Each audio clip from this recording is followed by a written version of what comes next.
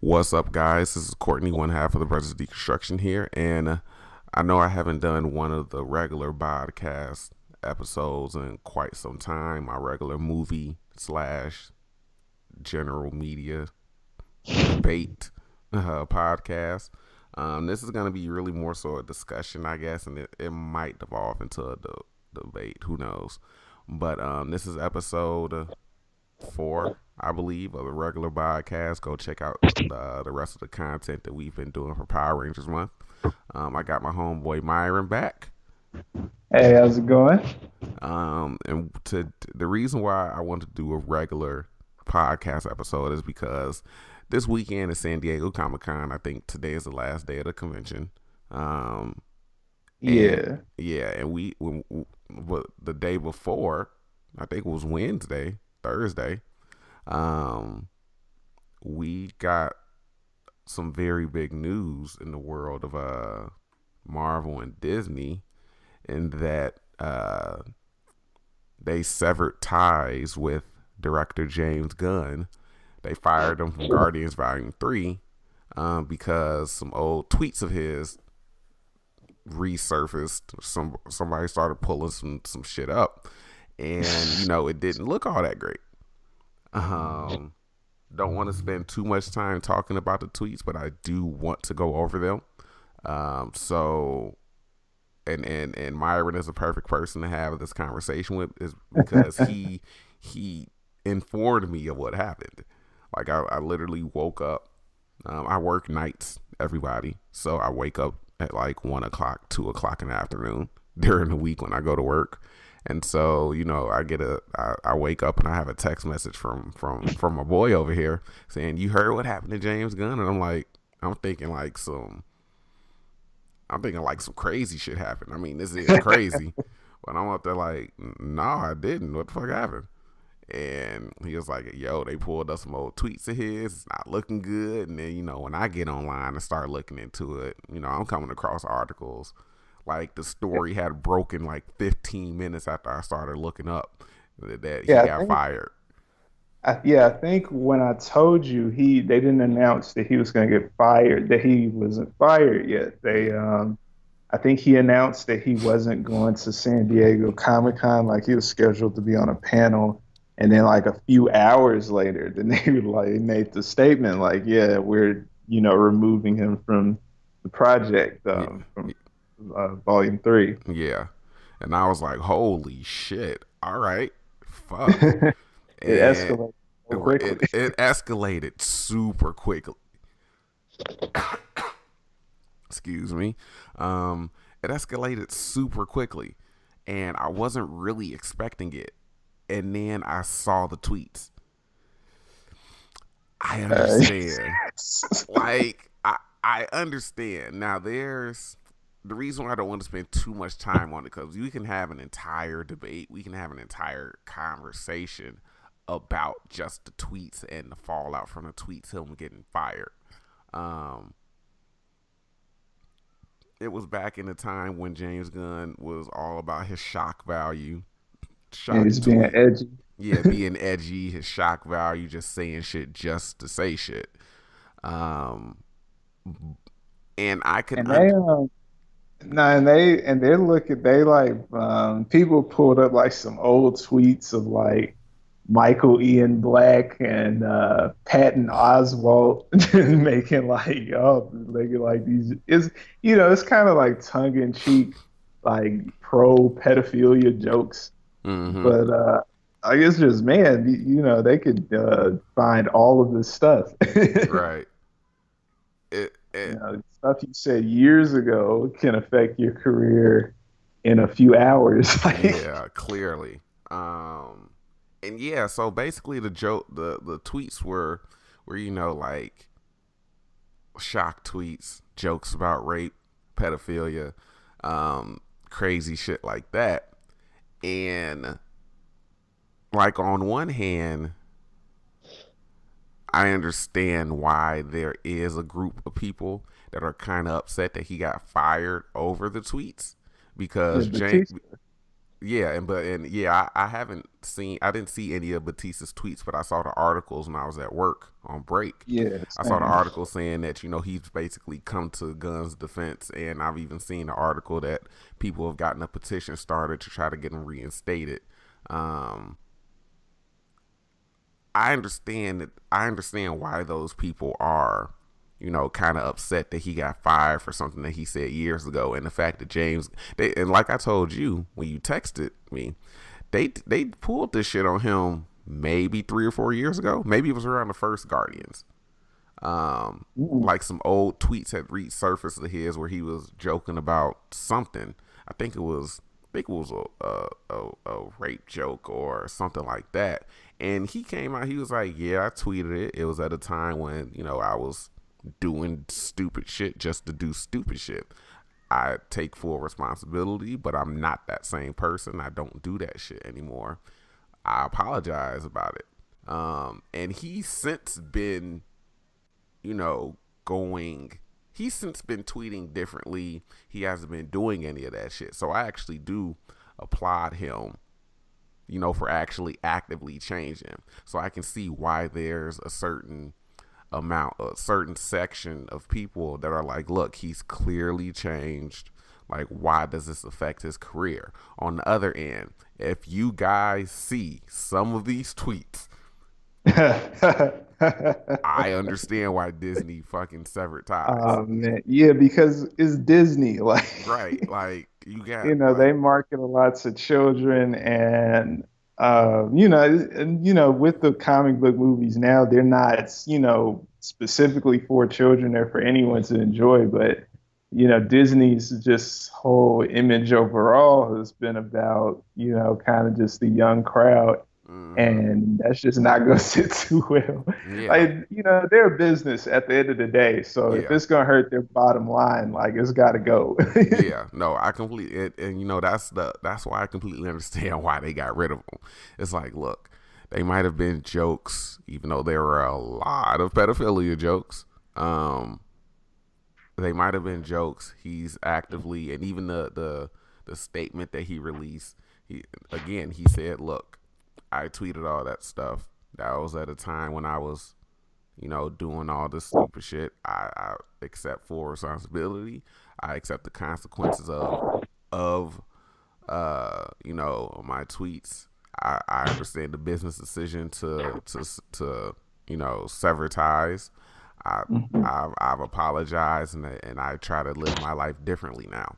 Um, I commend him for that. I really, really do. Because it wasn't like any real excuse. It was just like, look, that was at a time when I was doing shit just to do it. I'm not Mhm. doing that anymore. I haven't done that since because it's wrong.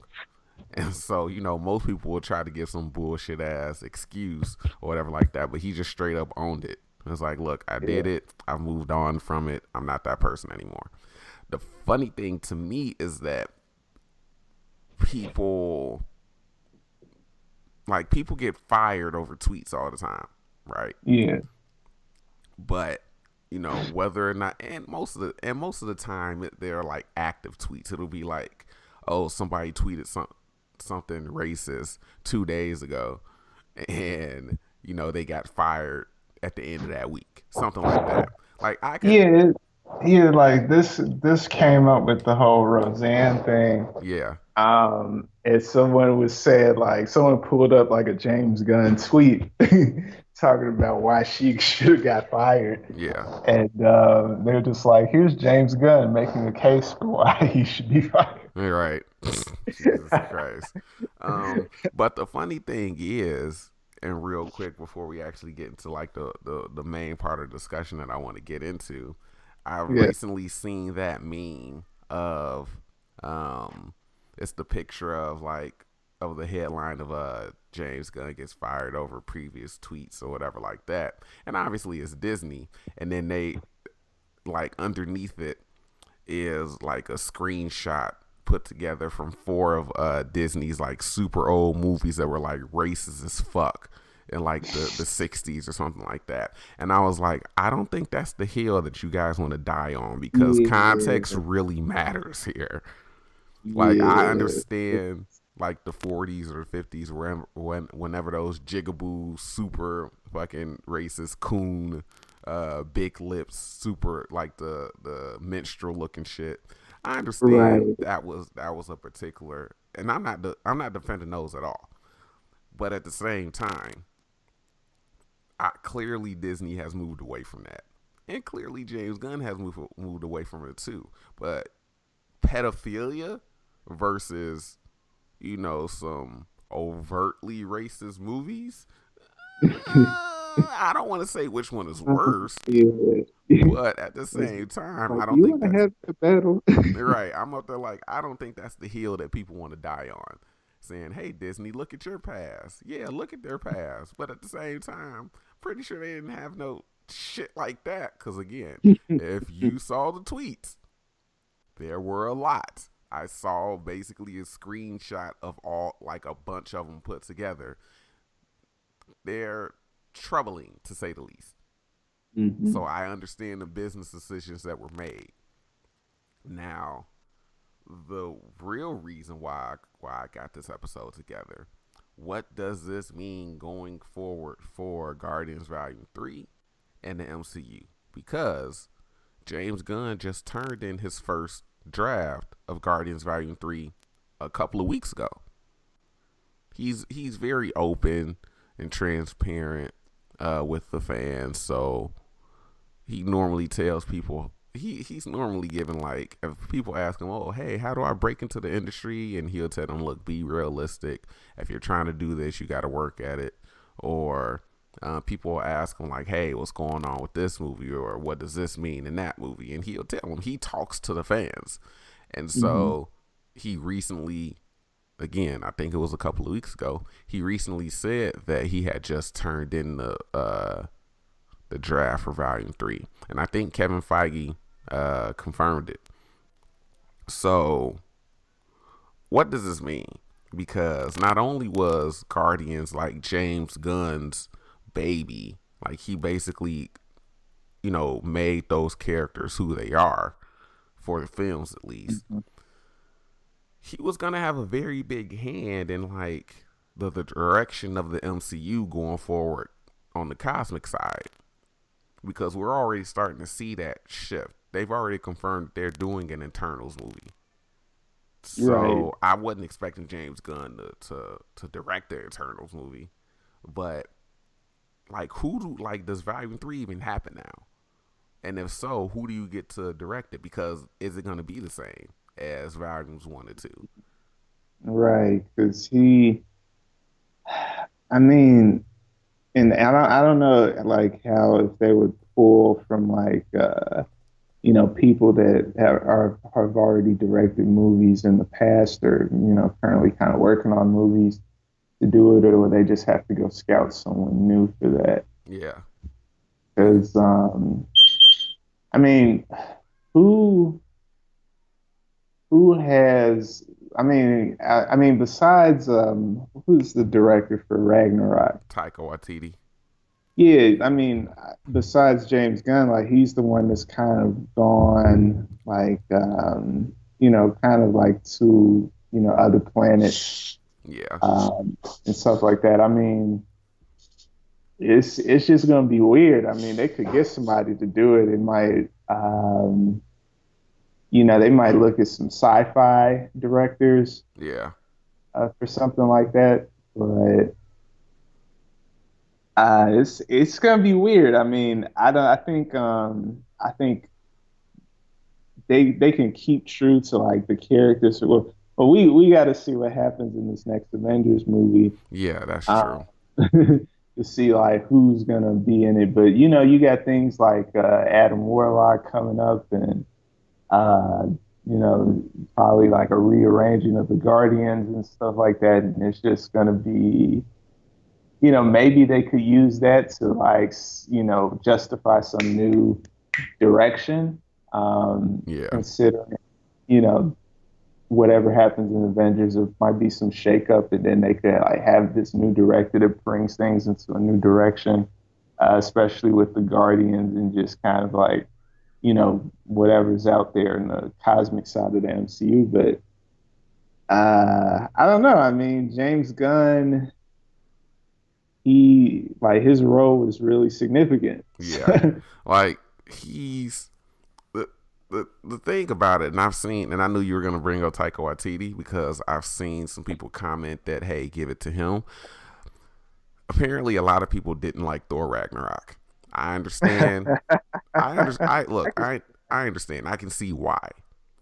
I can see some of the jokes not working or some of the moments not working.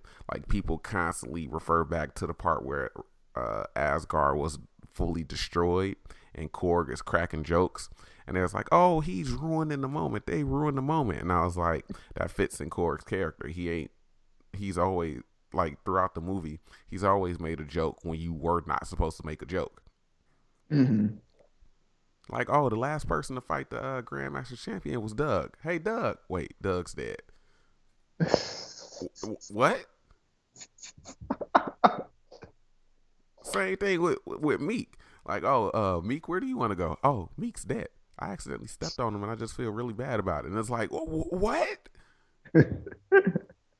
He's clearly a character that has inappropriate timing. Yes. So I'm not surprised that he made a joke at the end of the movie. I don't think it devalued the moment at all. I really don't. But hey, humor is subjective. It Mhm. hits for some people. It doesn't for others. But some people don't think that YTD should take over. I again, just like you said, it really depends on what the lineup is supposed to be, because James Gunn has said that Volume 3 was supposed to be like the last, like the ending of the Guardians as we know it. Mm. But with the way that Infinity War turned out, obviously we don't know what's going to happen in Avengers 4. The movie hasn't come out yet. All right, no Um, details. right, no, not many details of who can possibly survive. People still think the Guardians are going to come back. I think most of them will, except for Gamora. But it's like, it is, and I'm pretty sure he said something about he said something about the lineup of, he made reference to like Infinity Wars ending and like the lineup of the team going forward. I can't remember exactly what he said though, but he has a very big hand, and it is going to be weird because James Gunn has a very unique style. He has a very distinctive style, and I think he made Guardians what it was because of his style. Yeah. So I don't, and a lot of people do say, hey, give it to YTD because they felt that Ragnarok was so similar to Guardians, but I think that's just because they use Led Zeppelin in the trailer. Yeah. Because Taika Waititi, and I haven't seen any of his other movies. I haven't watched Hunt for the Wilder People, which I think he did Hunt for the Wilder People, um, and fucking won an Oscar or got nominated for an Oscar for it. He did What We Do in the Shadows, which everybody loves. It's basically a fucking vampire documentary, like faux documentary. Hmm. Um, he has a very distinctive style. Um, so I don't necessarily, I wouldn't be against him doing it, but I also think that Gunn style led so much to Guardians being what they were is going to be different regardless Yeah. of who comes in, because Yeah. then There's it no depends getting on, rid of that. yeah, because then it depends on how they do it. He only turned in the first draft. That wasn't the final draft. They're supposed to start filming next year. I think early next year. That was the goal. I think Chris Pratt leaked it or like accidentally said it or some shit like that. Maybe Hmm. Feige confirmed it or whatever. But it's just the first draft. You can Right. easily, you can either have somebody take that first draft and redraft it, or you can have somebody do it from scratch. I think Yeah, they might I think because it's just the first draft, they might just have somebody come in and do it from scratch. Yeah, Bec- Um, because then you it's know, not gonna be like the Edgar Wright situation with Ant Man. Like Edgar like Wright, right. like Edgar Wright was done with Ant Man pre-production wise. Like he had his scripts finished, and rumor has it that when Kevin Feige had to report to like the committee for the films, it was basically like some comic people and Ike Perlmutter. Hmm. Um, like originally, I just thought it was because he didn't want to fit it within the rest of the MCU. But then I read something more recently, a few months ago, saying that it was because of the committee. The committee wanted him to do something. I don't know if it was fitting it into the rest of the MCU, but it was something concerning the committee that they had. There was disagreements. He left the project. They brought in Peyton Reed. Now, Peyton Reed, I think he did do a bit of rewrites here and there, but it was basically like, hey, this is the script we're going with. Everything for pre-production is basically done. So Peyton Reed really did just kind of come in and kind of direct the movie. I think they did a rewrite on it, like a small rewrite on it, but they used most of Wright's stuff from the script. Okay. So it's not going to be that situation because it's just the first draft. So you can have fucking Aaron Sorkin come in and just rewrite the film, maybe use some stuff from Gunn's script. But again, a first draft, who knows how many drafts the script can go through? Like me being an inspired screenwriter that never fucking writes because I get too caught up in like trying to figure out minute details of everything instead of just sitting down and writing. The first thing that I Mhm. learned when I got into screenwriting is that screenwriting is drafts. You're going to do a lot of rewriting. That's Right. all it is. Knock out a first draft, keep going over it. Keep rewriting it. Take out stuff that you love. Get it down. So you might have 5, 6, 7 drafts of a script before it gets to like the final draft. So it's so early that you can bring like somebody in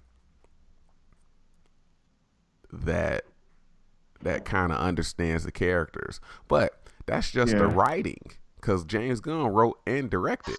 So then it's up to the director to execute. So I think the direction is going to be is going to be, I won't say much more important. It's going to be equally important to the screenwriting Hmm. because you can have a great screenwriter. Like I saw somebody mention Marcus and McFeely, but then somebody else is like, hey, they don't really use humor like that. And that's a big part of those characters, this and that. Yeah, But even definitely. but even then, it's like, well, who's gonna execute it? Like you can get Marcus and McFeely to write to hammer out the script for it, but who's gonna execute it? Do you think they keep do you think they keep people in mind like on reserve in case these things happen where they have to like let a director go um and they weren't necessarily anticipating it. You, I they have to, cause there's no telling like what can happen. Like look at Thor: The Dark World. Patty Jenkins was supposed to direct Thor: The Dark World. Oh, seriously? Yeah, Patty Jenkins was supposed to direct Thor: The Dark World. Natalie Portman didn't want to come back after the first Thor. But once they hired Jenkins, she was like, okay, I'm interested. I'm back with it. Jenkins, they parted ways because of creative differences. Again, I don't know if that was due to the committee shit or not. But Uh-huh. Patty Jenkins left Thor. Natalie Portman was publicly disappointed with it. They brought in Alan Taylor. Now, when Alan Taylor came in, there was a bit of excitement going around about it because Alan Taylor is known for directing episodes of Games of Thrones. I see. So people were like, "Oh, that means it's gonna have this type of Game of Thrones aesthetic, this and that," and Nah. we all see how Thor: The Dark World turned out. And even Alan Taylor himself, like afterwards, said he didn't really have a fun time doing Thor: The Dark World. Um, Now a lot of people were basically saying, "Oh, Marvel bullied," like Marvel came in and like took the movie from him in the editing room and this and that. Again, I might chop that up to the committee, but Alan Taylor did go on to direct Terminator Genesis, and I heard that was a fucking train wreck. So That movie was trash. maybe he just wasn't the best person for the job. That's what I'll say on that. That movie was pretty bad. It was Yeah, awful. I've been meaning to watch it just to see how bad it is because I think they had something there with the idea, like basically kind of a retelling of the first movie, except just reverse. Hmm. Um, and I think the twist of John Connor being a Terminator would have been an excellent twist had they not fucking And ruined I've it. been in the trailer. Yeah, Yeah, it and on was the in the fucking trailer. poster, like literally as soon as I saw it, because I think it was in like the second theatrical trailer for it, and as soon as I saw that, I was like, "Oh, you just ruined the fucking movie." Right. Like even with the movie being as bad as people said it was, I think the twist would have still given it something. It was like, you know what, the movie was terrible, but I like the twist of Connor being a Terminator. Then they just went and fucking ruined it in the trailers and on the poster. Like, really? Really, guys? I understand you're trying to pull people in. Don't use that angle. Like, just don't. But for all intents and purposes, I'm going to just say Alan Taylor wasn't the best choice for the role. Yeah. But they have to have an idea of who they want. Because, I mean, if you think about it, directors go out for these jobs. So they talk to plenty of directors. Like, when Right. like the director that, the lady who got the Black Widow movie, she's known for, like, I think her most notable work is some like Nazi film or something like that. Nazi spy film or something like that. But they, reports said they looked at 50, 60, 70, maybe even 100 of directors. I don't know how many female directors there are, but they said they interviewed a lot of them for the Black Widow movie. So you have to think that, hey, let's say that director drops out or backs out for whatever reason. They have to have a Right. second, third, fourth, fifth choice. Yeah, I think they might already have someone in mind. I mean, they got finalized things, get those changes squared away, but Yeah. it's I mean, it's gonna be a little bit of a challenge just because of um it's because this isn't like typical like Ant-Man or MC, like even though each MCU film kind of adds like a new dimension to the universe, this one is like bigger. It's the whole cosmic, not Earth Yeah. type of deal. And you know, there's just so much out there, and he played like a big part in molding that. Yeah. And I just don't know if anyone else is just gonna have I just don't know if anyone else is just gonna have like the insight. Yeah. Like the insight, the idea, the far out ideas about where to Right. take it. Because he's been pivotal in like a lot of parts of it. Especially with this Infinity War, he's given like some insight into how this character should be Yeah. in the movie, because those are that's the Guardians in the Infinity War. That's his starting point. Like, Yeah. like he started that. Yeah. And And hell, he even wrote some of the dialogue apparently for the Guardians, or yeah. wrote the dialogue for the Guardians in the film. So it was, what you're saying is true. It's gonna be different. It's gonna be weird because on one end, just on the Volume 3 front, They just need to find a new writer, a new director. Maybe the Mm. person that they pick can do both. Maybe it's a separate thing, like Marcus and McFeely writing uh, all three Captain America movies, but the last two were directed by the Russo brothers. Um, but going forward, who do you pick to godfather the cosmic side of the MCU? Because on one end, you can make the typical choice. You know, like you said earlier, they might look at a sci-fi director. On one end, you might be able to pick somebody who's done a bunch of sci-fi to kind of oversee it or help lead it in that direction. Like, let's say they just go ahead and pick J.J. Abrams. Oh God.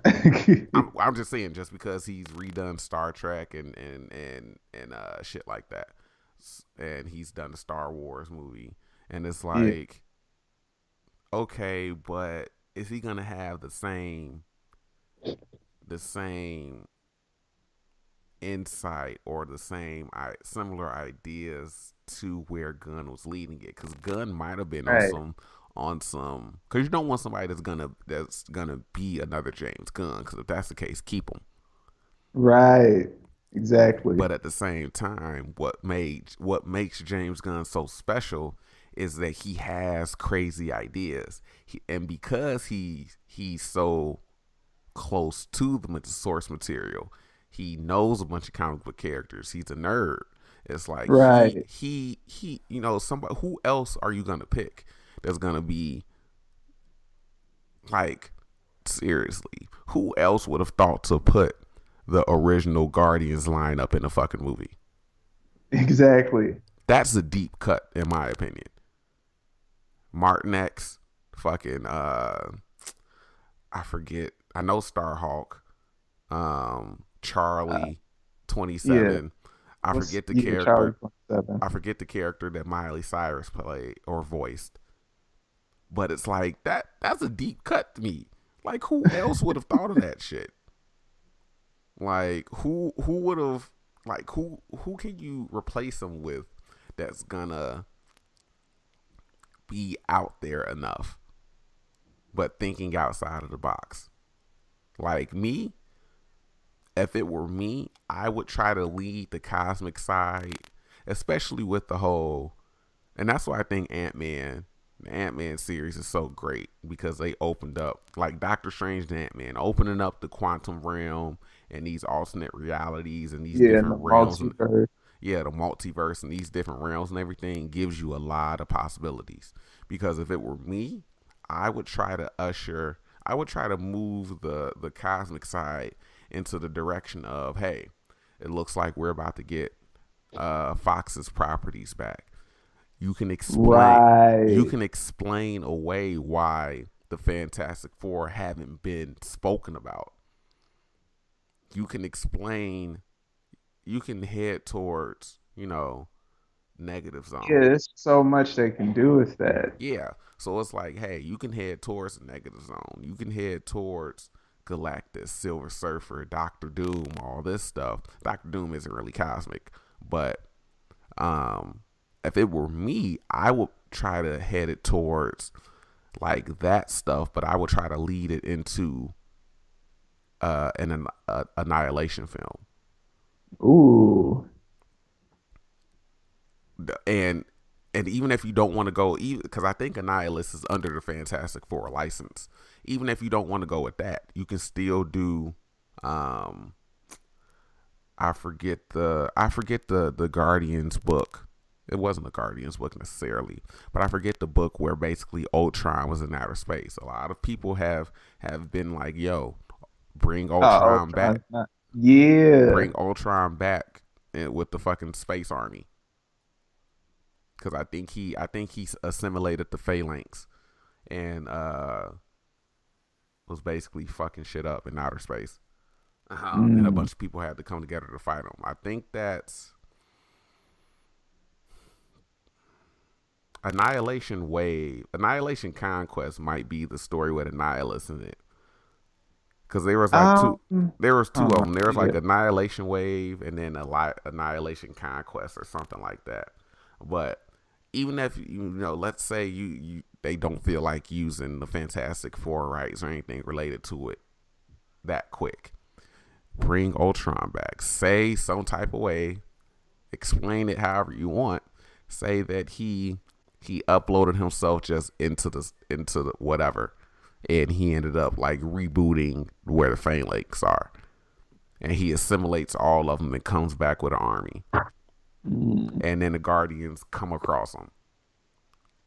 I would head toward that type of way, because then it's like, well, shit, you got the Phalanx, you got Ultron that's back. Like, what else is out there? Then that opens up, a nihilist, even though he's in the negative zone, but still, like, it gives you possibilities. But if I'm trying to end, and then you can even have fuck, I forget the name of it.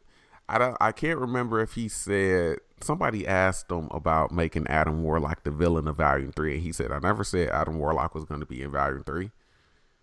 I was like, James, I'm sick of your shit. All right. Like, just make Adam Warlock the fucking villain of Volume 3. Make him a good guy at the end of the movie. Come on. Yeah. You can even do something with Adam Warlock and Magus and the Universal Church of Truth. Like, there are directions that you can take it, but who's gonna be? Again, I say I'm novice as fuck when it comes to screenwriting and all this other shit. There are way better people who get paid lots of money to do that shit. So there are routes that you can take it, but it's just picking somebody with a unique enough style and vision to take it there. And I'm not sure who that would be. Exactly. Off the top of my head, I can't think of who it will be. Because again, even going back to saying, even just talking about like who can they replace as a director, they have to have somebody in the pipeline. Like Ava DuVernay was originally in talks to direct Black Panther. She dropped out because of creative differences. And one of the funny things is that now that we have the opportunity of hindsight and looking back on it, one of the funniest things that I saw on Twitter were a lot of people saying that they didn't decide to go with her because she would have made the movie too black. Meanwhile, look what the fuck we got with Ryan Coogler. He made that movie black as hell. I ain't hear no complaints about it. A Killmonger. Right. Like, it was hilarious that this was a turnout for Black Panther. And then I've been wanting to get on Twitter and be like, I remember some of y'all saying when Ava DuVernay turned it down, she was going to make the movie too black for them. Look what we got. Still think it's pretty black, people. But that's neither here nor there. I don't want to shake the table too early. But yeah, it's just like I wouldn't have thought to bring on Peyton Reed to come in with Ant-Man. I just wouldn't have. But it made sense because I think Adam McKay co-wrote the script with that. I think he did the rewrites on the script. They used most of Wright's stuff, but Adam McKay came in and did rewrites. Guess what Adam McKay did? The other guys, Anchorman. I'm pretty sure Peyton Reed directed one of those. And it's like, oh, okay, that makes sense. You bring in somebody that's written comedy movies like this. Bring in somebody that knows how to execute that style. Yeah, and Ant-Man was perfect for that. Like, he, especially with Scott Lang being like the main, especially him being the main character, because I don't see Hank Pym as like a humorous kind of character. He's not. Yeah, he really isn't. Just how he's portrayed. But with Scott Lang, you have that direction. Getting a director that's done comedy before, that's a smart decision. Yeah. It was a safe pick. And when you're replacing somebody before the start of filming, Yeah. It's a safe pick. You have to go with the safe choice. You can't go with somebody crazy as hell. And then, the Ant-Man had already been pushed back damn near 10 years. That's another thing that a lot of people don't understand. Like, I remember when Ant-Man was in pre-production, and they said, hey, Scott Lang is going to be the Ant-Man in this movie. I I'm in a Facebook group with friends from one of the websites that I used to frequent. It was basically a large number of us that used to get in chat. Once we noticed that everything was kind of going to shit, we fucking got on Facebook. Um, a lot of people were, a lot of people that I would probably call a little bit more purists, at least at the time. They were like, "Yo, I won't fucking hate Hank Pym as Ant-Man," and I was like, "Look, I completely understand that. Anybody that wanted Hank and Janet in the Avengers, blame Edgar Wright. I mean, plain and simple. Because Yeah. Ant-Man had already been pushed back down there 10 years. Because why? Kevin Feige didn't want to step on Edgar Wright's toes. Joss Whedon wanted to put Ant-Man in the Wasp. He put them in the first draft of the Avengers script. Hmm. He took them out because he didn't want to step on Wright's toes. They were giving him, Edgar Wright is notoriously known for taking a very long time developing his movies before he makes them. So it was like, hey, the movie had already been delayed. Like, can't keep pushing it back. I mean, you can, but it's like, hey, Right. this It's is knowing our, you're losing a lot of, opportunity with it. yeah. Look. That's how people lose actors. Actors sign on. Movies take too long to go into production. They got to drop Which out. which reminds me, this Batman movie that's taking forever. Man, I look. wonder when is like because I think what's his name, Joel, man, the guy that was playing Deathstroke. Like Yeah. I don't know his role in the movie, if he's even going to be in the Batman movie or who the villains are going to be. Yeah. If he, because I know he's signed on to play Deathstroke for a couple of these films, and it's just, is he going to take a while or not? Right. Yeah. Like, shit like that.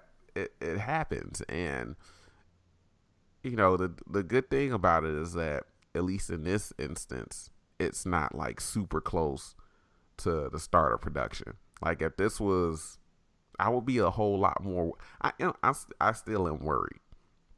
I would be a whole lot more worried if the movie's supposed to start filming in April and it's fucking January and James Gunn leaves or he gets Right. fired.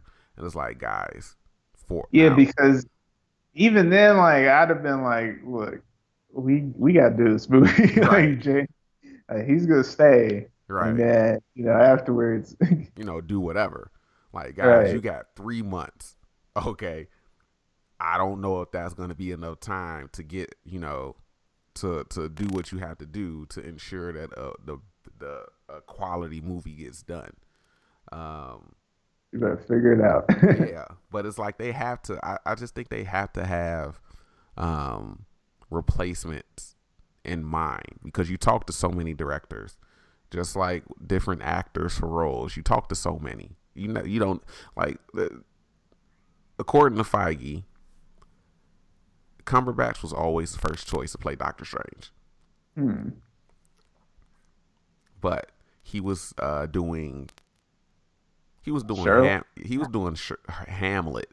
He was doing some type of stage play, I see. and so they couldn't sign him at the time. Scott Derrickson looked at other actors, just could not find the person he thought was right. And then he went up to Feige and was like, hey, let's push it back a little bit so we can get Cumberbatch. They did. They pushed the movie date back. They pushed the start of production back so they can give Cumberbatch his time to finish his agreement. Yeah, yeah. And so they can sign him.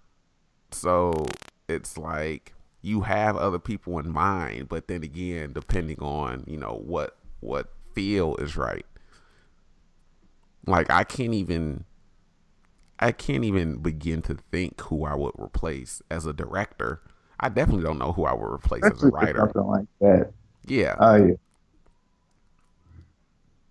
like I don't even know because enough Gunn was just writers. the director then, in this instance. Yeah, Yeah, well, see, Gunn wrote and directed the Guardians films. I see. Okay. So Oh yeah. that's the weird that's gonna be the weird thing about it, because you have to get somebody. you you can get another director to do it, but or another director to do both, but it's just gonna be like, how many directors also write? Like I don't know that many that do it. Not saying it can't be Right. done.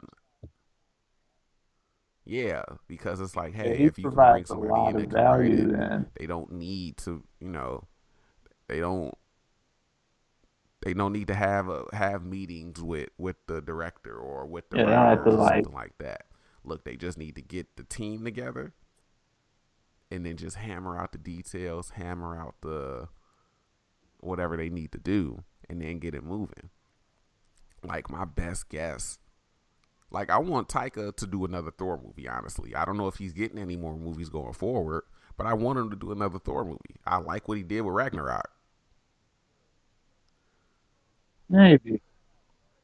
Yeah. Because considering how Dark World went, like I thought Ragnarok was going to be pretty bad, And it's but I enjoyed it. I enjoyed it a lot. I think like the again, I understand why people don't like Ragnarok as much as others, especially after when it was first announced. They had the dark, they had the very dark logo to start out with, and then once they announced, hey, Taika Waititi is Right. doing it, and then they unveiled like the updated logo. It was very colorful, all this shit. People was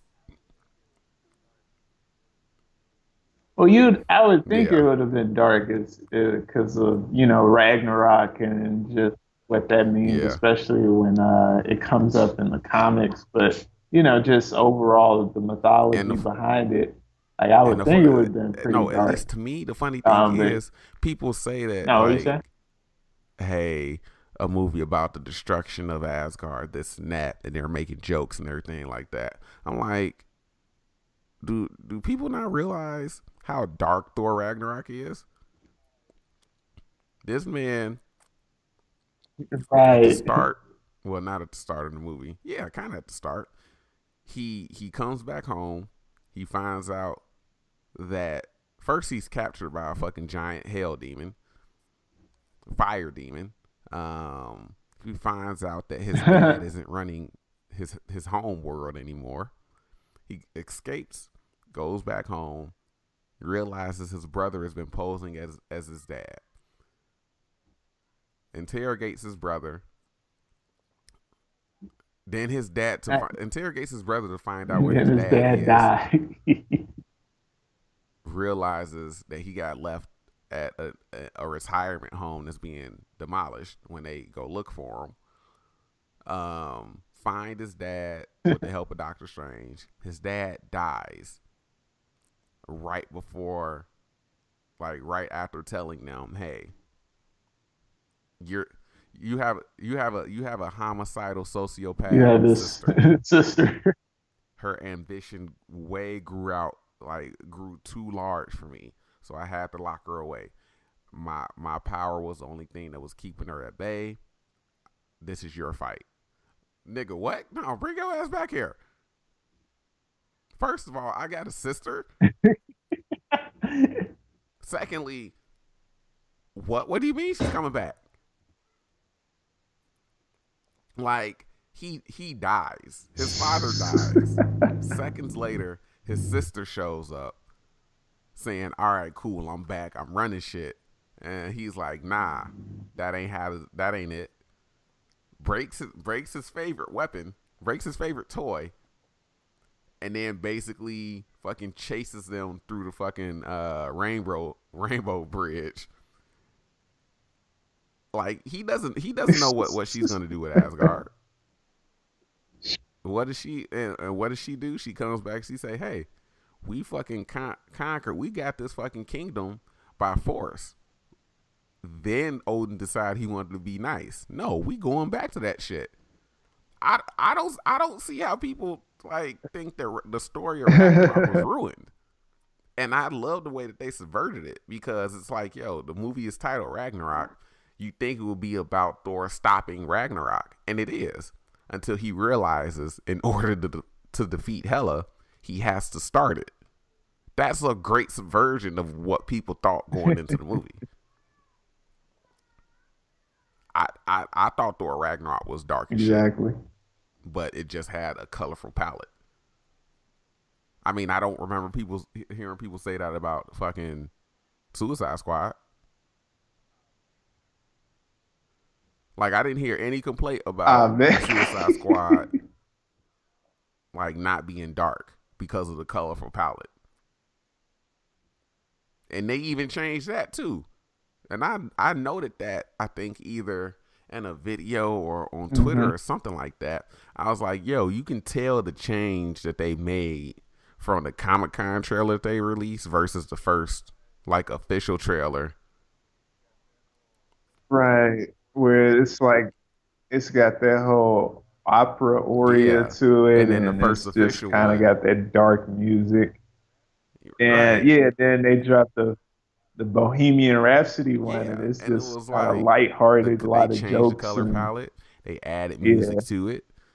But overall, it still wasn't like, oh, this movie isn't dark. Nobody knew what the fuck was going on in the movie and shit. People who were making the movie didn't know what the fuck was going on. But I didn't hear those complaints about that. yeah. Like, the subject matter is still dark. They just added a bunch of colors to it. They just fucking murdered a clown over it. Like,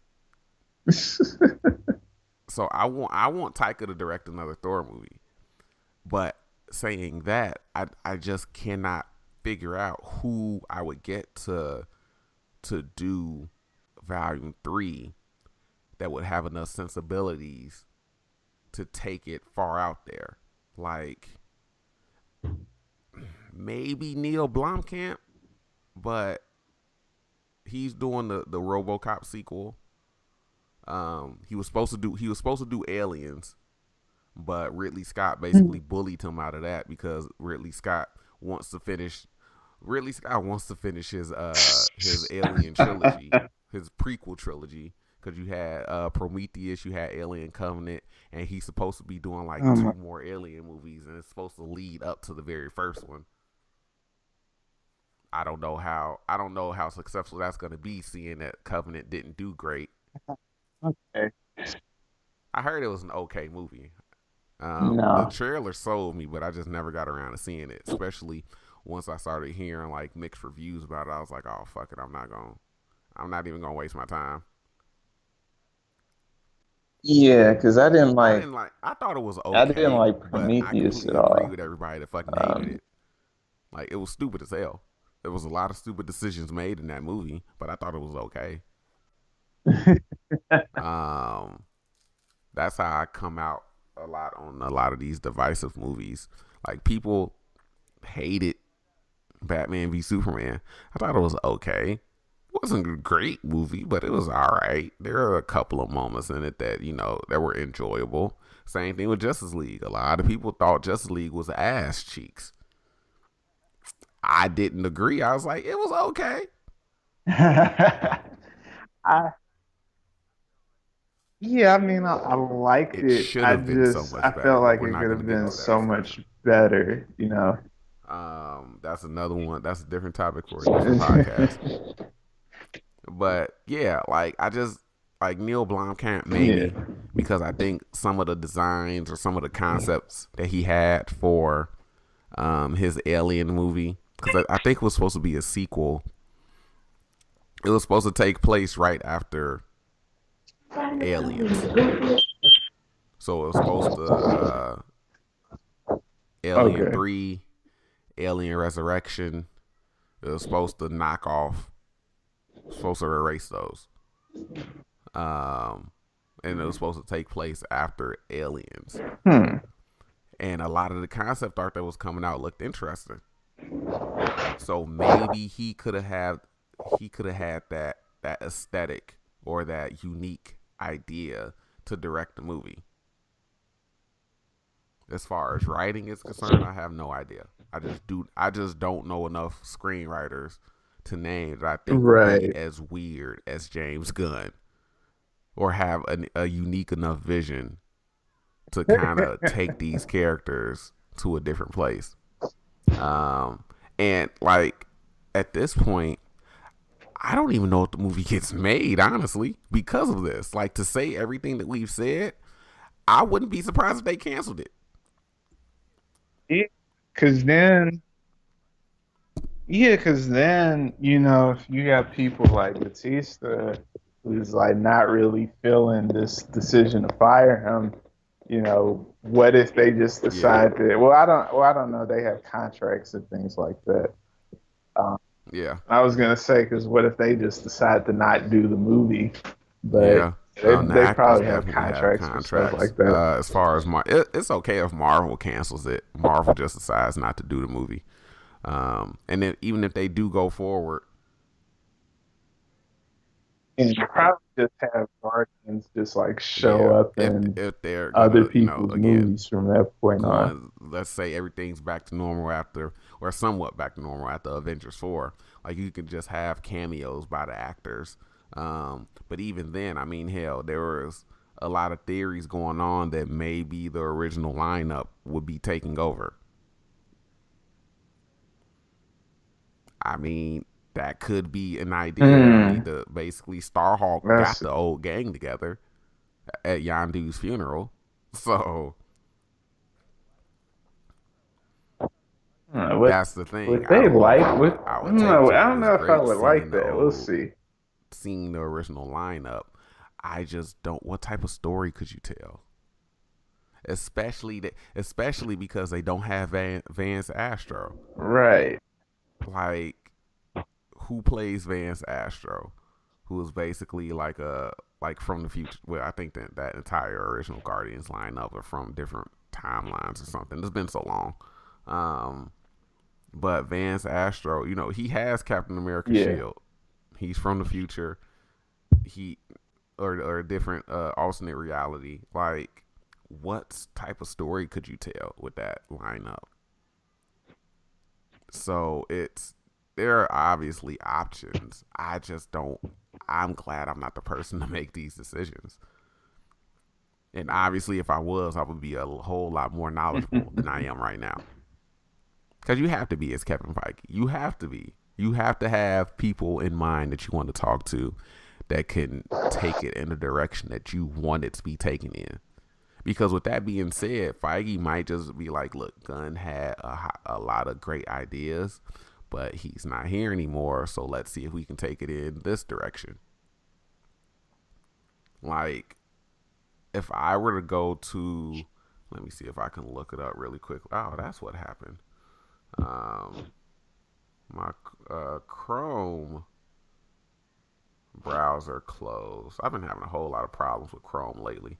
I think I accidentally downloaded some weird shit on my laptop, so it opens up random tabs and it randomly closes Chrome. Um, I forgot what I was about to look up. It was something related to it was something related to the Guardians book. If I'm going with anything from, okay, so Annihilation Conquest is Annihilation Conquest is the book with Ultron as the main villain leading the Phalanx. Um, Annihilation Wave Okay. is the book with Annihilus. Just making sure. Sorry for the pauses, people. Or it might just be Annihilation. I I think it's think it's I think it's a Annihilation. Yeah, yeah, he was yeah. Annihilation. So Annihilation Annihilation Wave is Conquest a group, I think. is is about Annihilus. Um, but see, there. I mean, and again, you can streamline it because there's a whole lead up to Annihilation and Annihilus like making himself known. Um, but you can do Annihilation or Annihilation Conquest. I think just because they already done Ultron, and some people would like to see him back, and I would love to have James Spader back. I would love like James Spader. I can say right Yeah. now, I don't have a whole lot of favorites when it comes to like actors or directors or actresses or whoever. I can definitely say James Spader is one of my favorite actors. I absolutely love him in Blacklist. Yeah, I seen him in Blacklist. Yeah, Like, he's on The Office for a little bit. And I loved yeah, like the character he brought, the Ultron, not as yeah. robotic. Like More I it liked seemed Age more of Ultron. A human. lot of people didn't, and I understand why. I liked it though, and I really liked Ultron as the villain. And James Spader helped that. Um, his voice, like oh my god, he has like when he talks, like a lot of the actors said it behind the scenes. With when they were acting with him in the scene, like they would get distracted by him and just watching him act. And it was like I believe that. Like when James Spader talks, he has that presence that he commands a room. Like if there was Hmm. anybody that I wanted to model myself after, it would be James Spader because especially on the Blacklist, he can easily go from sarcastic, joyful, whatever to like serious in a minute, and he can pull it off with the same tone. He could start a line laughing and then end it like you're gonna tell me what I need to know, and his voice will just drop, and it's like, look, can you please just give him the information because I really don't want him to hurt you because he will. Um, but if they want to go the Annihilation Conquest route and use Ultron and the Phalanx, they can bring James Spader back. Like who person I think would be able to pull Yep. something off of that magnitude? I mean, man, it would have to be somebody. It would obviously have to be a sci-fi director, and I mean, but not necessarily because Aquaman looks. Yeah. Yeah, it would be best. I mean, Aquaman looks like a sci-fi it would movie. be James best. Wan, who's known for horror, said he's not. He didn't think of making a superhero movie. He wanted to really more so make a sci-fi fantasy movie. Yeah. So you don't Yeah, like necessarily Aquaman need kind to of looks get like that. a sci-fi director. Like you can pull somebody um like a action oriented director or a drama or a horror oriented director if their pitch is like, look, this is some crazy sci-fi movie, but I want to add these aesthetics to it. You can pull fucking um I'm blanking on the name. Uh,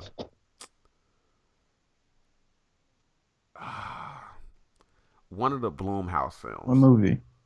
Um, not wait, did Bloomhouse do Lights Out? I can't remember if Bloomhouse did Lights Out, but let's just say Jordan Peele is the best example. Known for sketch comedy, creates one of the best thriller movies ever. And he's a horror fan. That's the Yeah. thing. Like he like you got to get. I think the most important thing, and I think it's something that that Marvel does very, very well. They get people that care about the characters. And they get people that have a unique voice. It's hilarious that a lot of people's complaints is that Marvel movies kind of look the same. They kind of play out the same. And it's like and it's like that. It's like, look, Yeah, they have they a have a formula that formula. works, and you can This is apply. The one of reason why they use a formula is because you can apply any genre to it. Winter Soldier is a political thriller, and is one of the best ones. Ant-Man is a heist film, and it's a great one. yeah. Guardians of the Galaxy is a space opera. Like, these movies are different genres. I would even say that, like, Iron Man 3 and like Iron Man 3 I wouldn't really put it as a political thriller, but it's probably like it has like some of that. It has some of I those can see aspects in that. it, like the conspiracy, the political conspiracy aspects in it.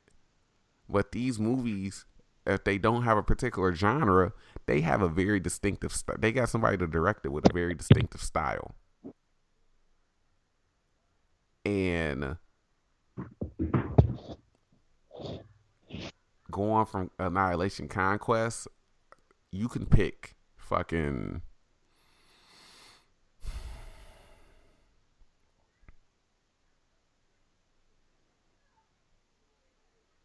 Fuck it. We'll just because I name dropped him before, and I don't want to spend too much empty airspace trying to think of a name.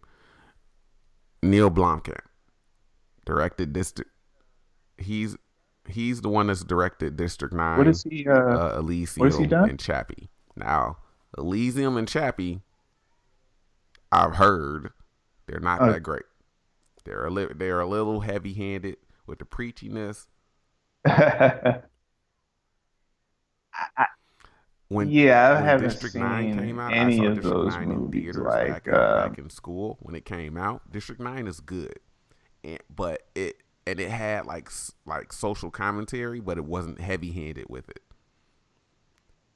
But apparently, like, because that's his thing, okay.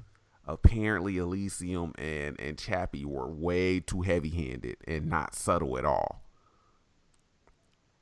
But Because Chappie yeah, was the one they with the find like like the the robot cop or something robot like that. the robot law enforcement officer.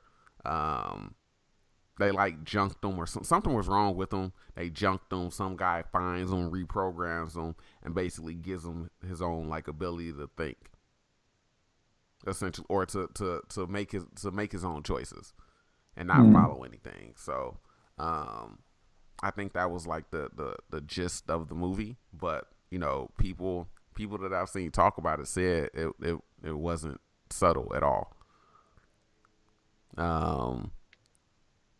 But the stuff that he had ideas for the Alien sequel, maybe he can add that type of aesthetic to an Annihilation Conquest movie.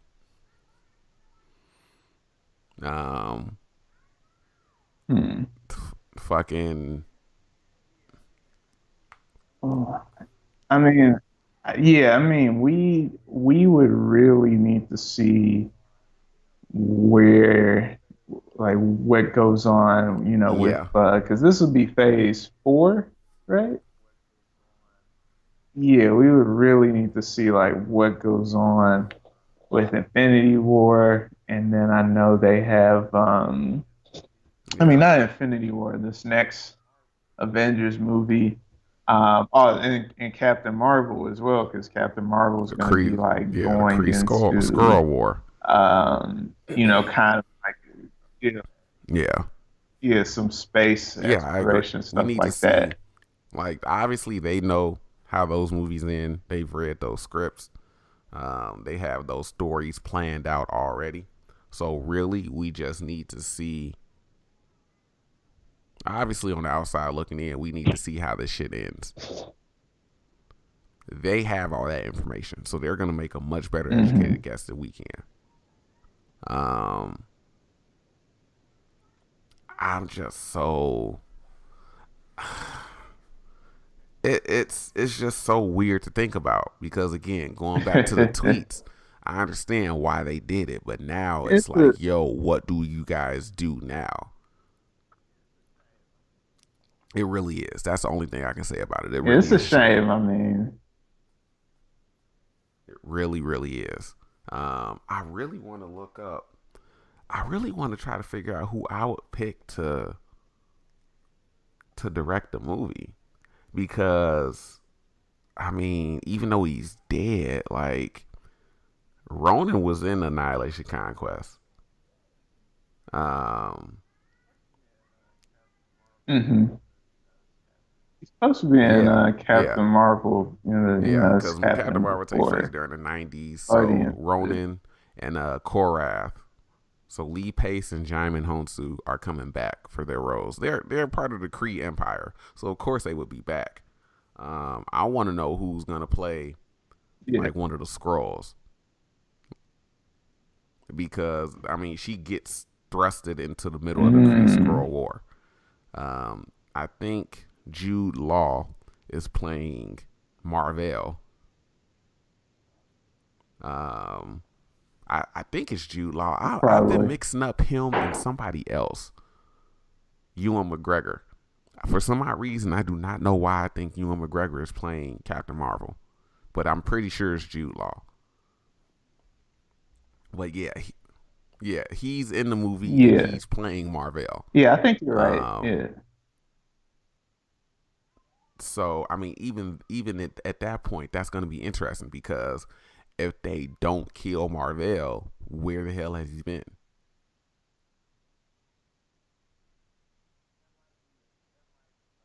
Hmm.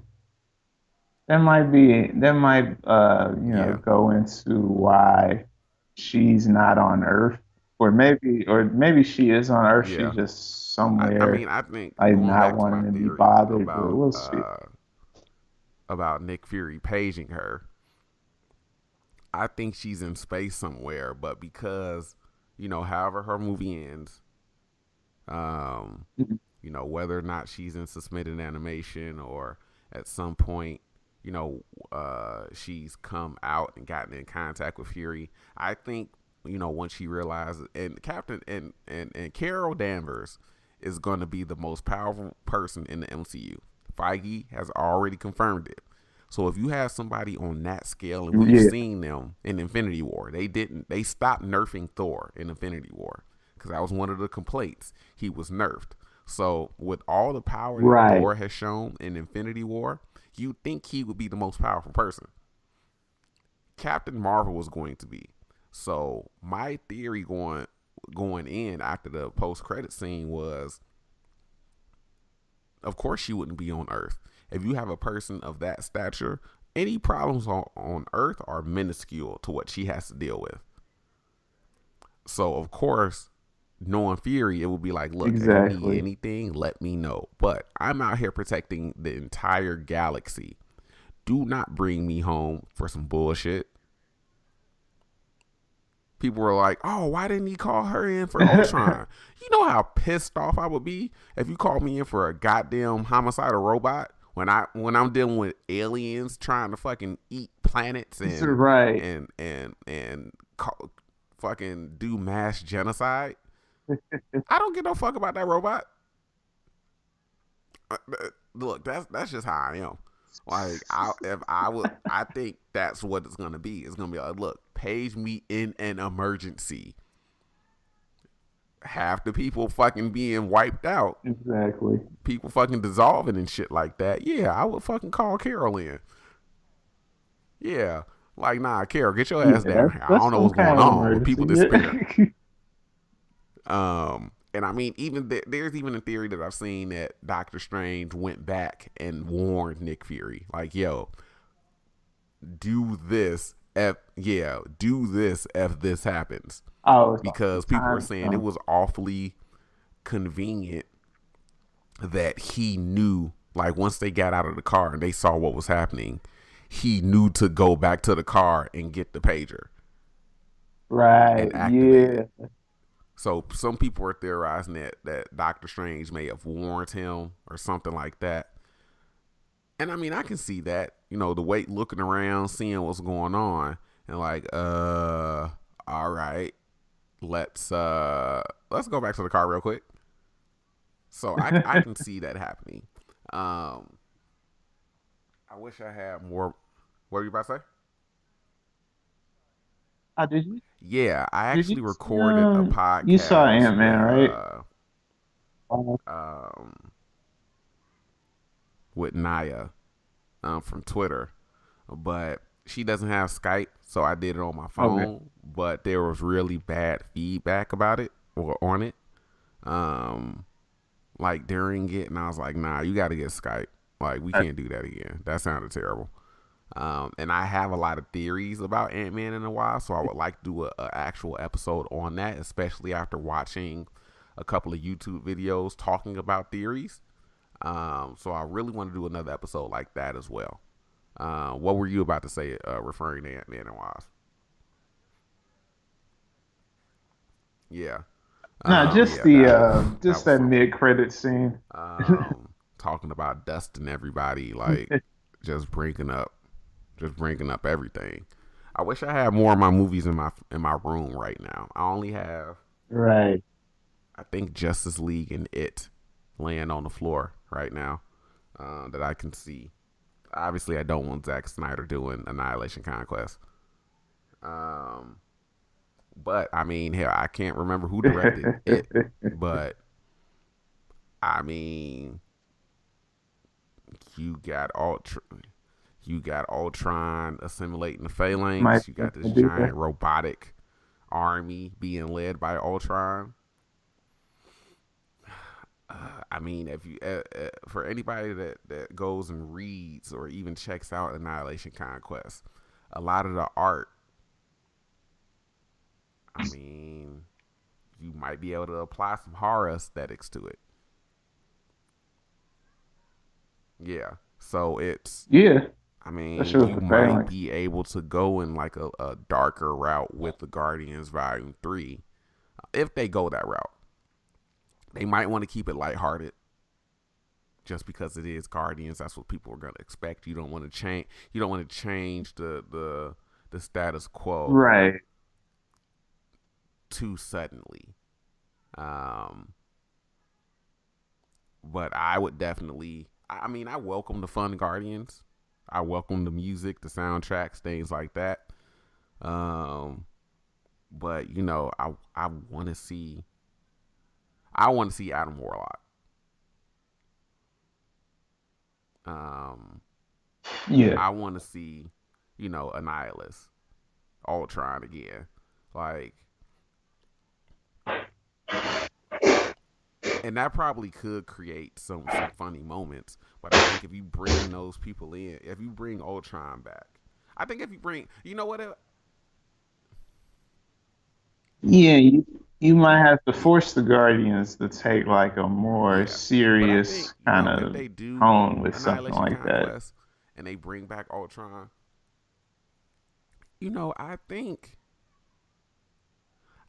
that would kind of help out if they were trying to make it a little bit more comical because Ultron was some people didn't Mm, like Ultron because they thought he was too sarcastic or too funny, and it's like, well, you know, he's a fucking robot created by Tony Stark and Bruce Banner based on their exactly. like their minds and merged with an AI that Tony created that was sassy to begin with. Hmm. Jarvis was sarcastic as hell, and it was hilarious because he did it. He had a monotone voice with it. Sarcasm done in a monotone voice is always hilarious.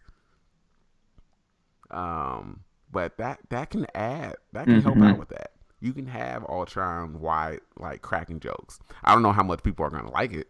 If people didn't like fucking Thor Ragnarok and Age of Ultron, but if they're trying to keep with the sense of the keep it in the same lightheartedness, kind of comical aspect as the first two movies. And I would really say the first movie, because I don't think the second movie was funny, but I think the second movie had more heart. And I have been seeing a lot of people say that they loved the second movie. I've also been seeing a lot of people say that they didn't like it, which again, I understand. I thought, yeah, I thought they took Yeah, everything that was good about the first movie and they just overdid it. yeah, it was a And lot I of feel like talking. there was less action. Yeah, I say Guardians Volume Two Uh, is the perfect character development yeah, movie, because that's all it was. That's all. yeah, That's all it was. Now, granted, I would have liked to have seen some definitely. more fights, some more action scenes, even like some chases or whatever like that. But I understand why he took it that route, because it did. Look, he developed the shit out of a lot of those characters. Um, so it look Hmm. pairing pairing everybody up and just giving them time to talk does great. Yondu and Right. Rocket, realizing that they're very similar, much more similar than either one of them would like to admit. And Yondu basically reading Rocket, like, yeah, we're a lot alike. Giving Peter and Gamora and Drax, well, just Peter and Gamora, because Drax and Mantis is great on his own. Giving Peter and Gamora more time. Talk, hey, Right. look, I know he's your dad. He just came out of fucking nowhere though. Right. Right. And it's And like, you look, already have a Gamora's, family. he's my dad. Like, that's the only like real family that I have. Like, I lost my mom. Like, I haven't. This is my Still dad. have. Like I get it. I understand the like both sides of it, and that's why I really like it, because it is straight up a character development movie, and I think people, and rightfully so, people wanted more from it. Especially after the first movie, because the first movie was so fun. I saw the first Guardians like 5 6 times in theaters, and I was thoroughly enjoyed each time I saw it, because that's how fun the movie is. That's why it's in my top five. Like, I think that Volume Three, and we're just calling it Volume Three. I don't even know if it's gonna be called Volume Three anymore. But James Gunn titled it Volume Three, so I'm gonna call it Volume Three. Right. It's one of those instances. Your mama names you so and so, so I'm gonna call you so and so. Um, I think, man, this is so weird. This is probably the biggest question mark going forward regarding the MCU, because you just don't know. You just can't theorize where to take it and who to pick. Yeah, it's not now. I Yeah, mean, yeah, not it's not fucking now. July. They, I'm sure they'll have more meetings and more talks about what they're gonna do with the movie, and we'll hear something soon. Maybe within like the next 2 3 months, if it's supposed to be getting out by. I think they're supposed to start filming in like April or May of next year. Um, we'll hear something hopefully soon on whether or not they're even gonna, you know, continue on with the movie. I hope while we were recording this, no news broke. Yeah, so Yeah, I um, haven't seen anything. yeah, man, that's I mean, again, it's a shame.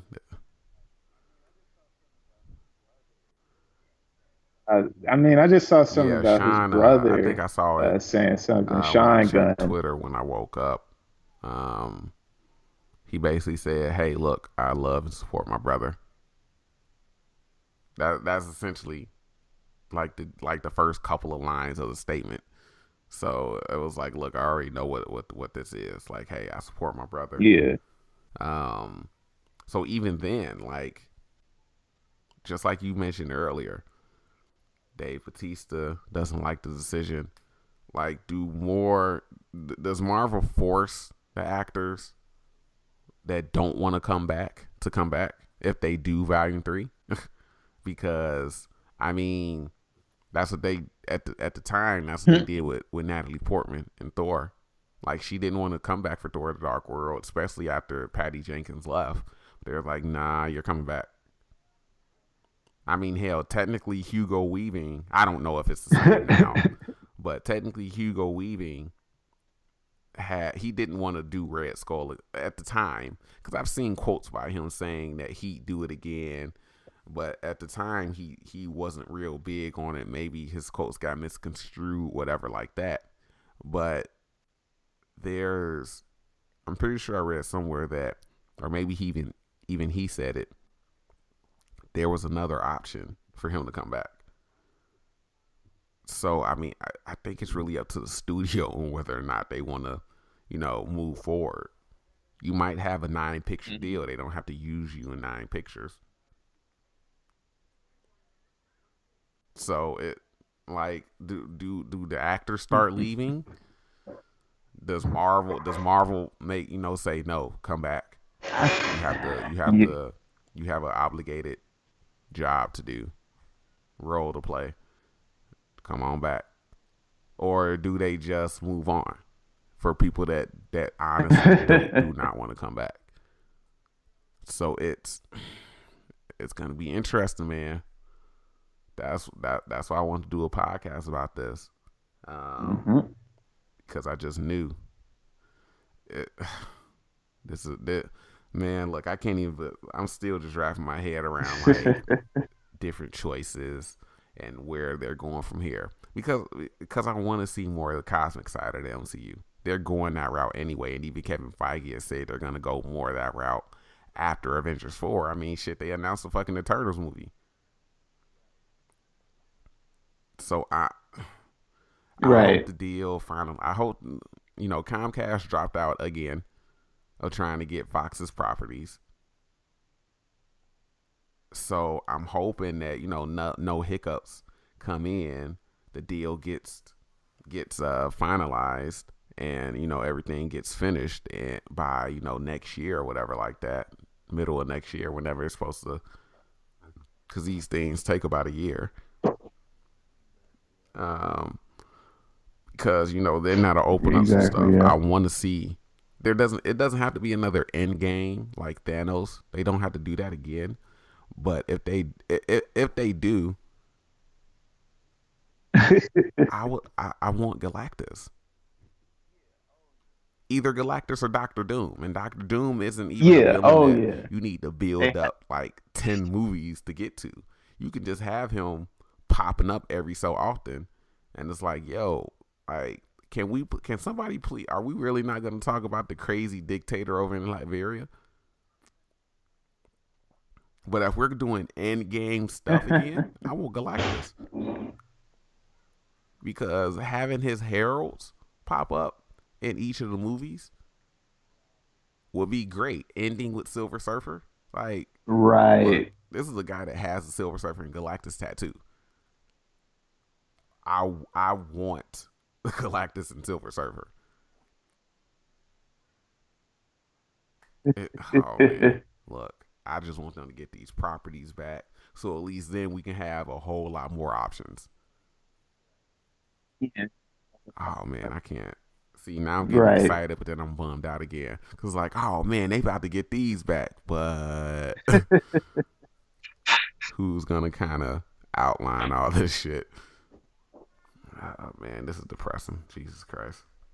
Exactly. Yeah, so I think I've said all I can say about it. What about you?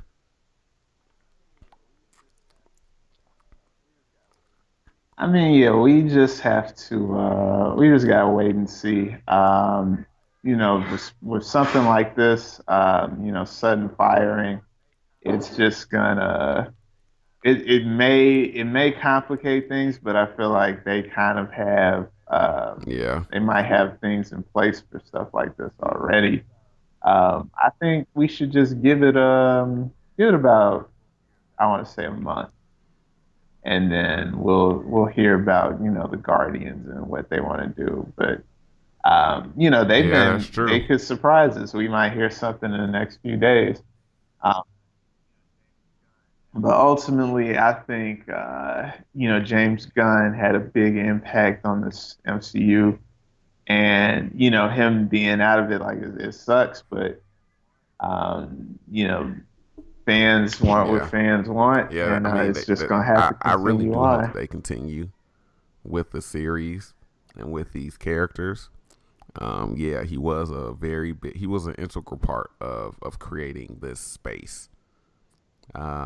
But at the end of the day, he's not here anymore. So if Marvel wants to continue on, they're gonna continue on, Right. and they're gonna make what they feel is the best decision to continue. Um, so yeah, I'm interested to see. We might get news within the next couple of weeks, or it might be a month or 2 months. I think if we do hear anything, it'll probably be for the D23 convention. Um, because Marvel wasn't at saying it. Hmm. Marvel Studios wasn't at Comic Con this weekend. Because I think they're slowly trying to Right. get into Disney is trying to get their own convention going. That's what they have the D23 stuff for. So, they're I slowly, yeah, they're trying to like Or Disney is trying to streaming really create service this as whole well. this they're trying to expand the brand. So they want to do a convention. They're trying to do their own streaming services, this and that. So Marvel has really been doing more at D23 over the past couple of years. And I think D23 is sometime in August. I could be wrong about that because something tells me it might be October, but I don't think it's that late. Um, but I mean, we might hear some news then. Uh, Right. Oh, but we gotta wait either way. oh yeah, but Man, look, let's put a 40 ounce out for I wish I James had a Gunn. soundboard right now because I used And, the whole sound to uh, pour something out. Um, yeah, I mean, it was a good. I thought it was a good run. Um, again, it's a shame, but if they, yeah, Yeah, I mean, this is just the world we live in now. Like I go ham on social media, and I wouldn't want, to have to lose my, things I've worked for in my career over some stupid tweets from like a while ago. But, something like Disney, and people, and once people get mad, like the company kind of has no care about like yeah, uh, context of what you said, or if it's just a joke or anything like that. Like people are mad.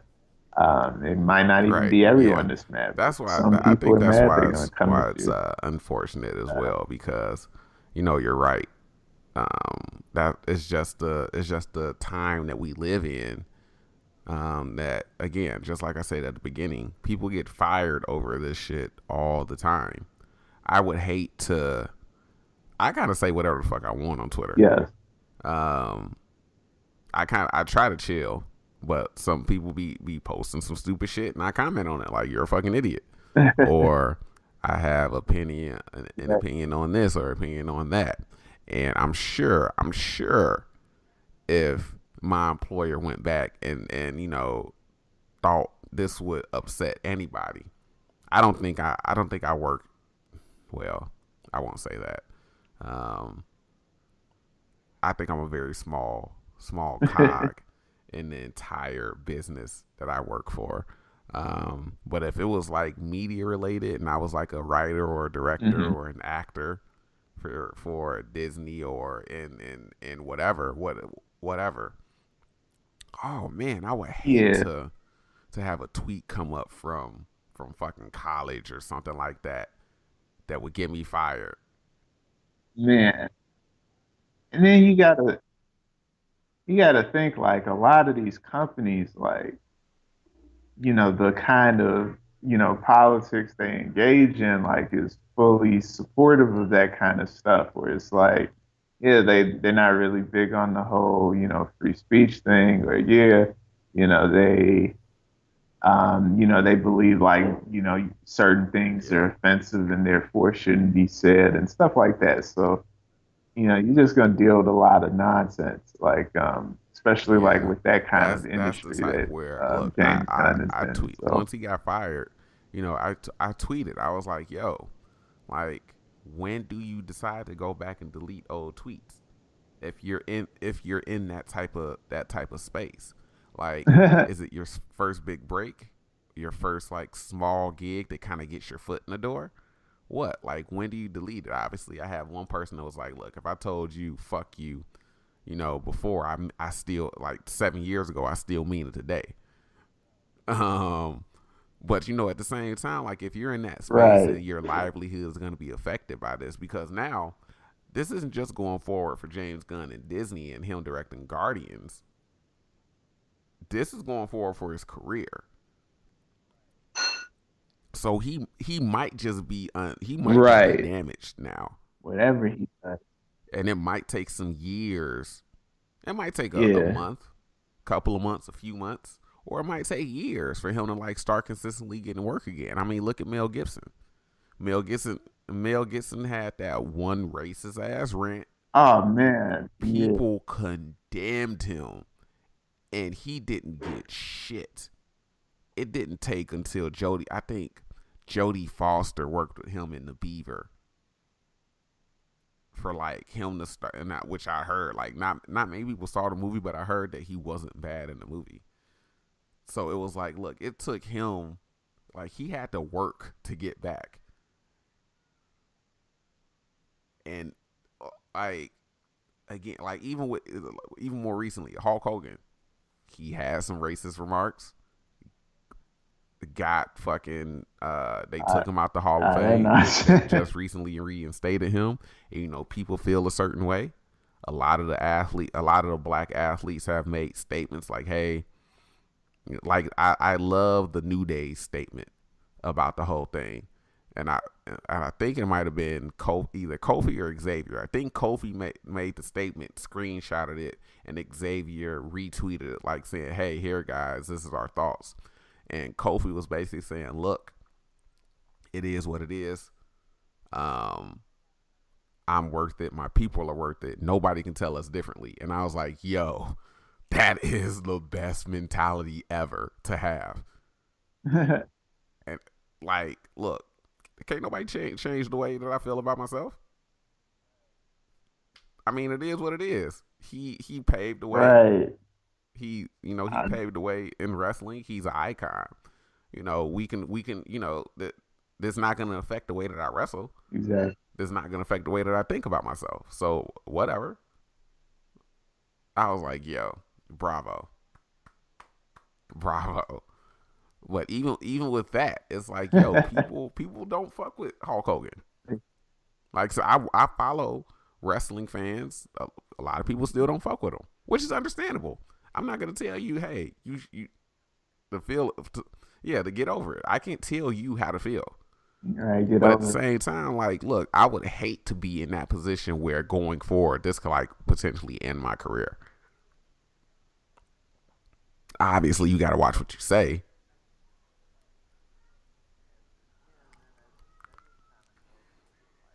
And then Yeah, that just kind of goes into yeah, like you're right. hypersensitivity and just like, sympathy and stuff like that. But Yeah, it's I a mean, it's bad a double edged situation sword to because be in. on one side it's like, hey, you know, you have the freedom of speech, whatever, like that. But at the same time, on the other side, it's like, you have to be mindful, especially depending on who you work for, what space you work in, because if you're in the public eye, then yeah, you need to watch what the fuck you say, because your employer might be like, nah, you're upsetting too many people. You're affecting the bottom line. We got to get rid of you.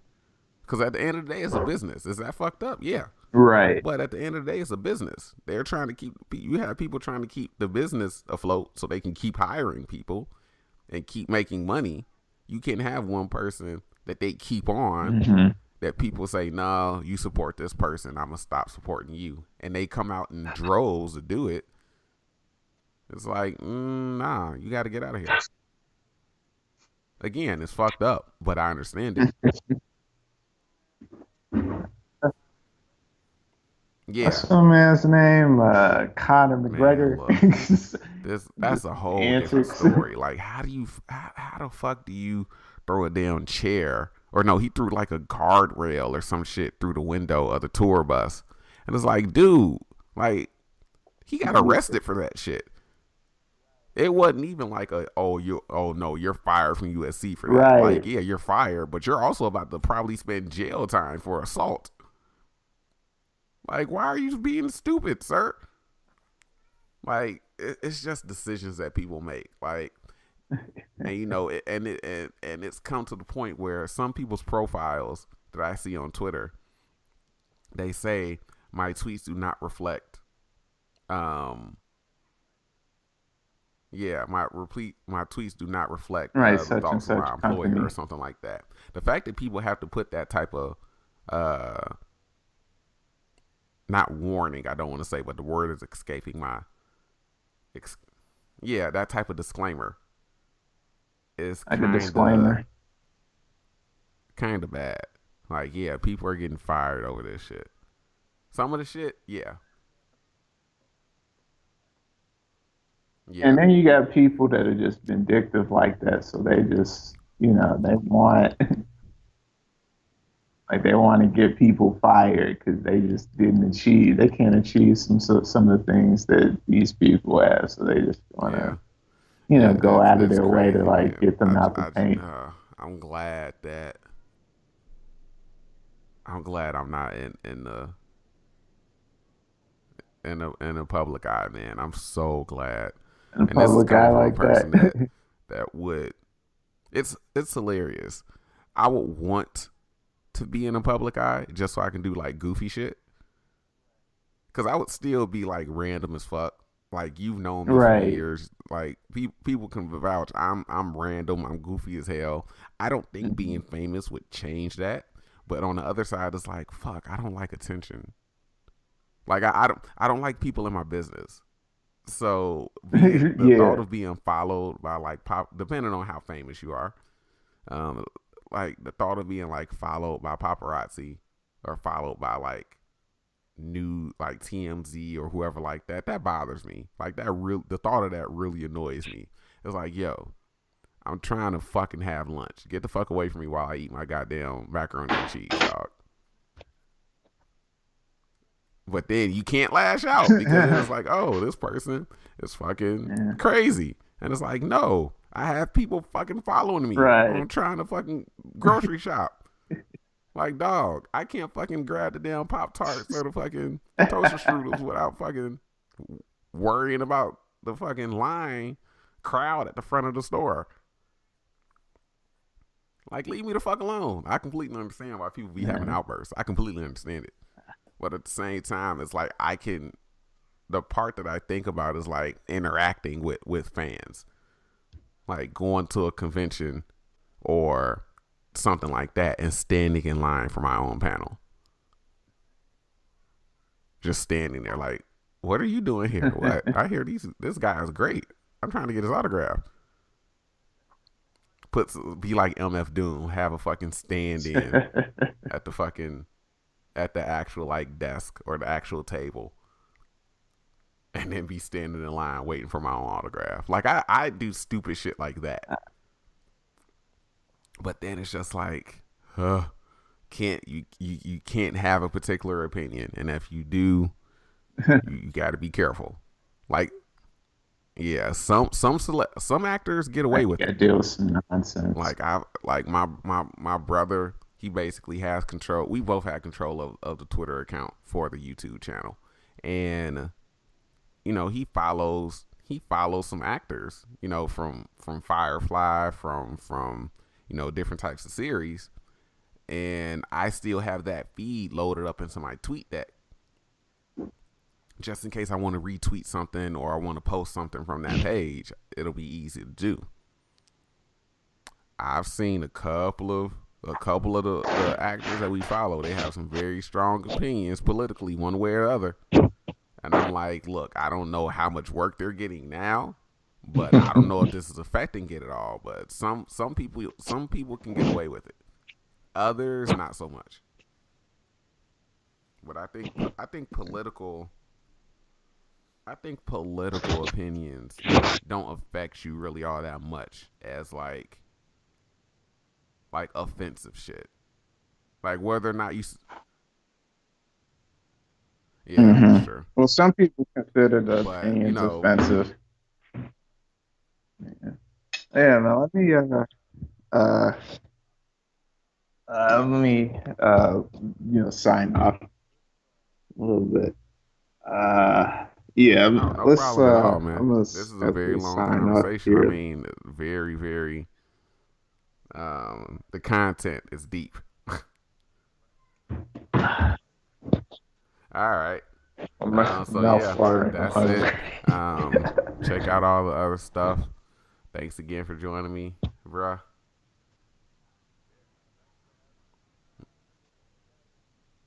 Yeah, man. Thanks for having me. We gotta do another one, especially once more developments come out. And then I was Oh yeah, thinking maybe definitely, we do definitely. one where we You were talk probably about the like person some I DC want to get stuff. one of those type of episodes, and you were probably the person that I was thinking of doing it with. You have a lot more insight on that stuff than I do. Cool. I haven't been in touch with comics in quite some time, but we won't start that conversation right now. But yeah, we can definitely do that. We'll link up again. All right. Well, that'll be it, folks. Check out Definitely. all the other episodes. Check out the Power Ranger stuff as well. For Myron, I'm Courtney. We're going and signing off. Peace out. Peace.